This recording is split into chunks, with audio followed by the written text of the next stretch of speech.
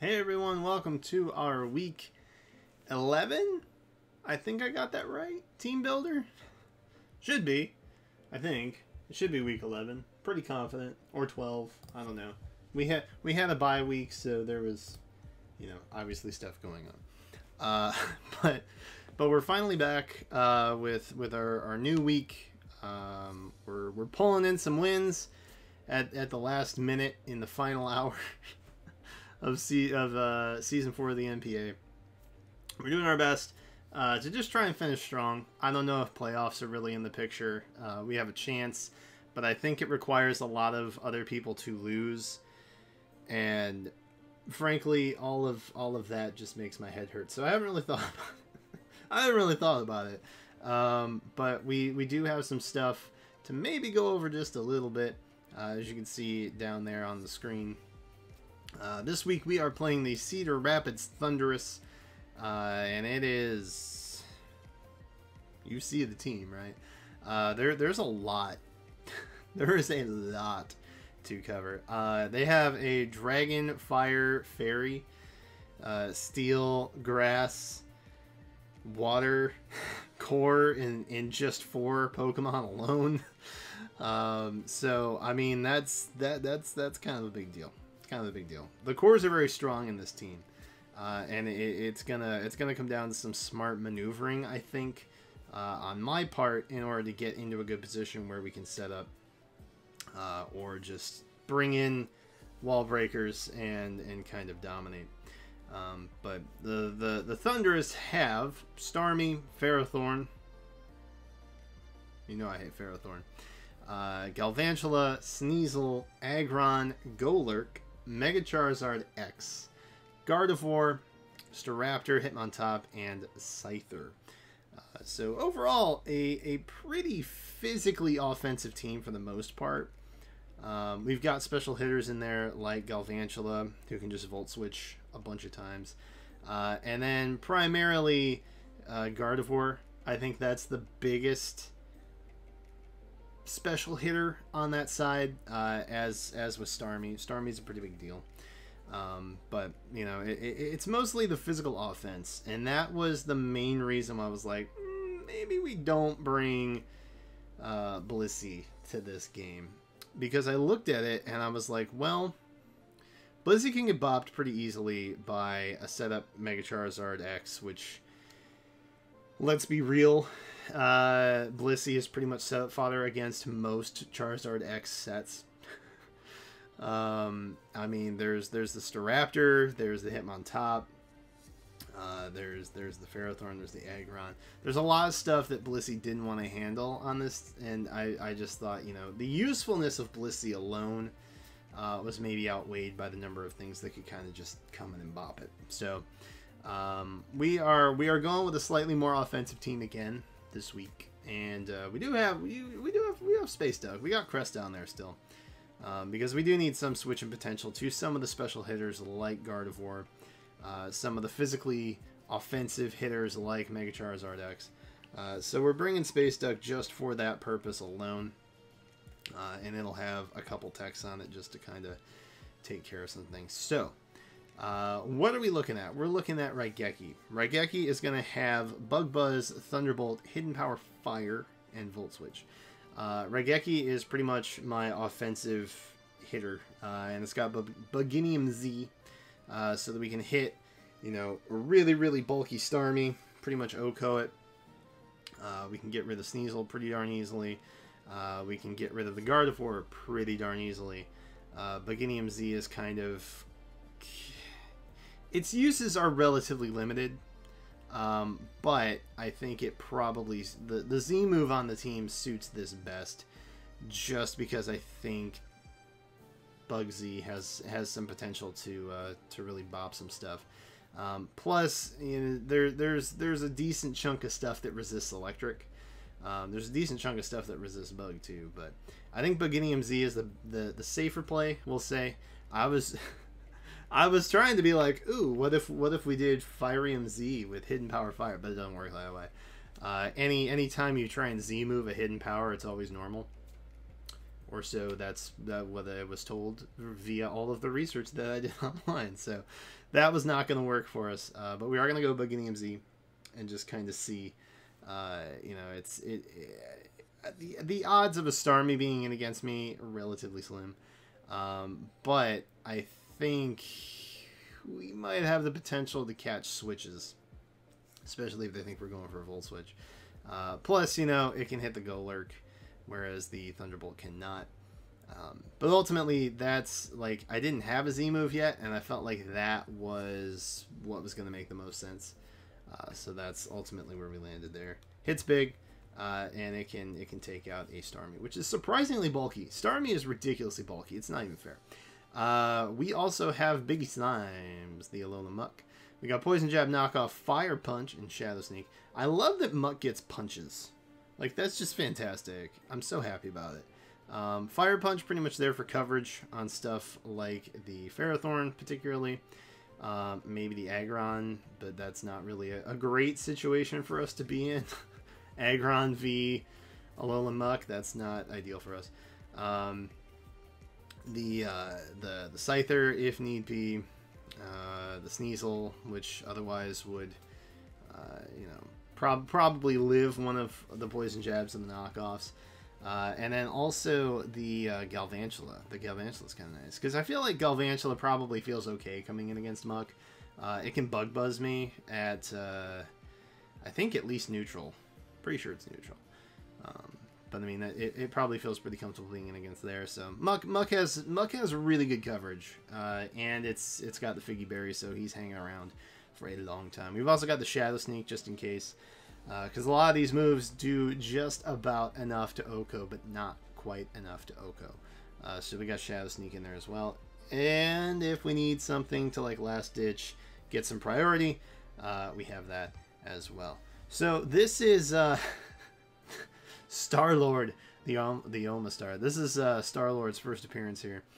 We picked him up back in week 8, I think, and then it was eligible for week 9, but I haven't brought it yet.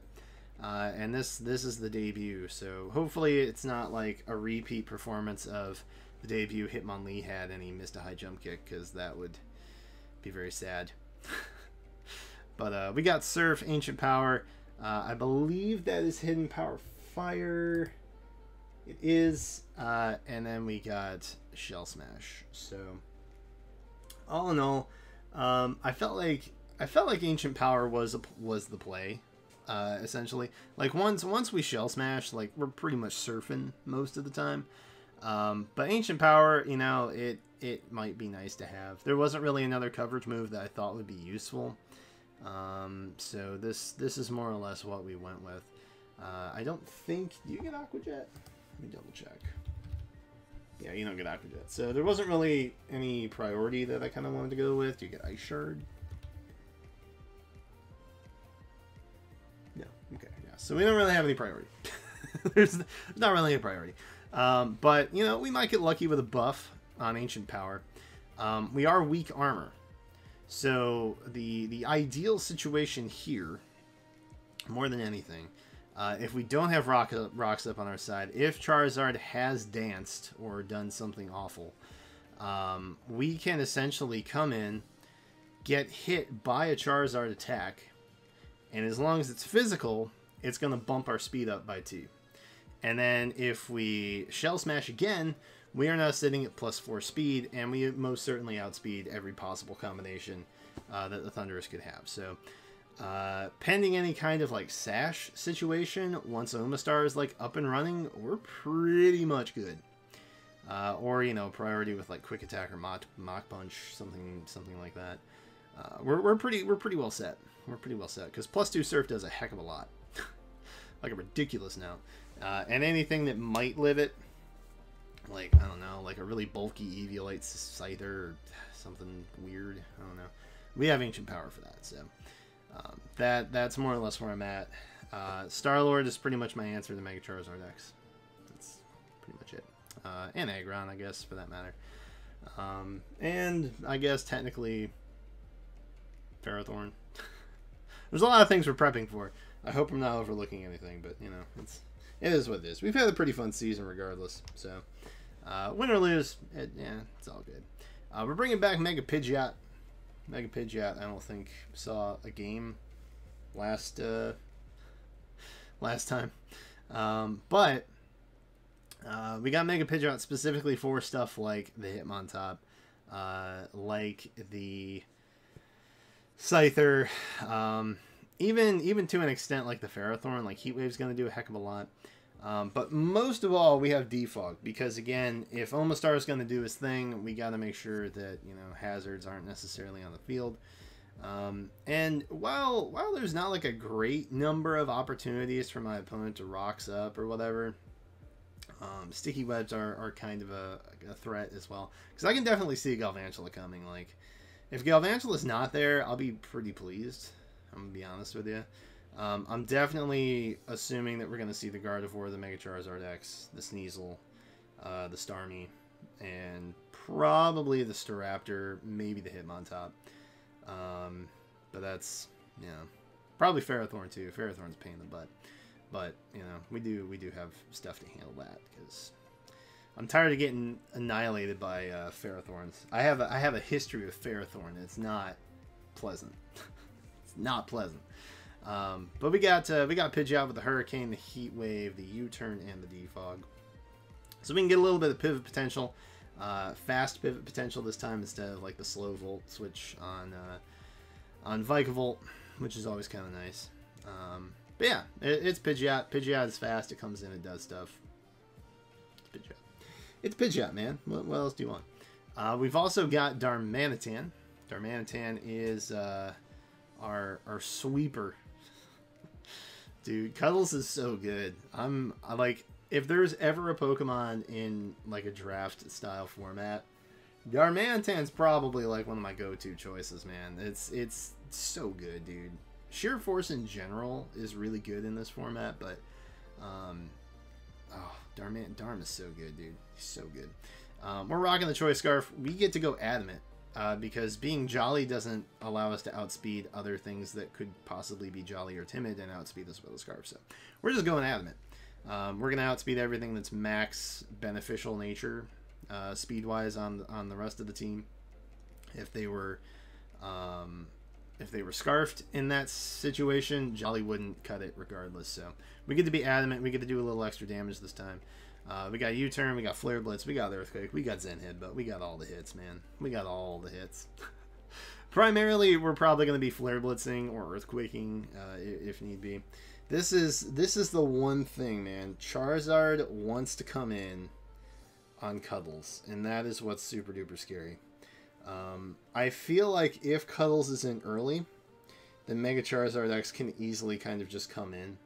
And if that's the situation, I feel very, very comfortable in saying that it's going to set up, because the switch is almost imminent, because they're going to know we're Scarfed.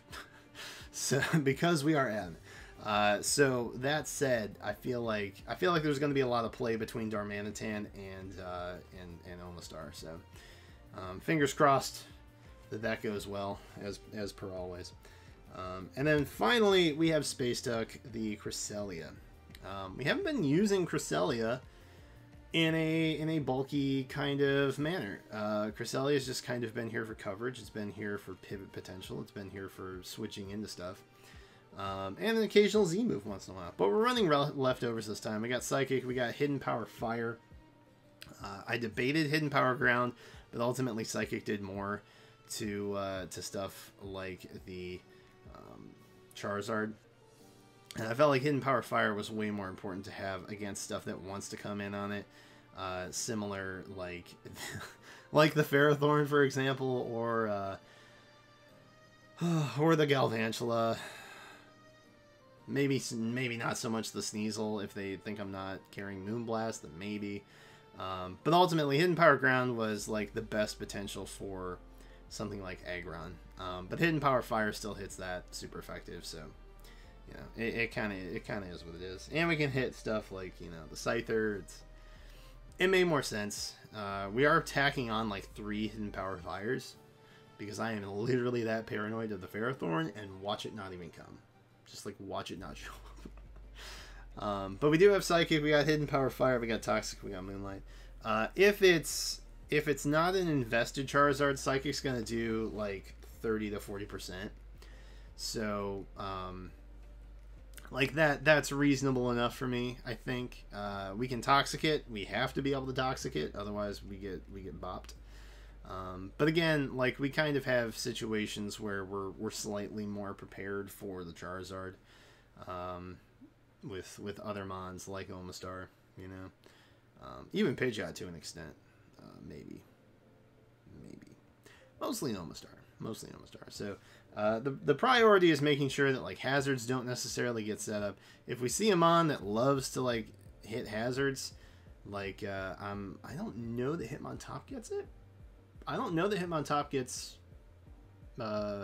rocks. It might. It probably does. But I know Aggron does. I think Ferrothorn does. Maybe. I know it gets spikes, I think. Yeah, we'll figure it out.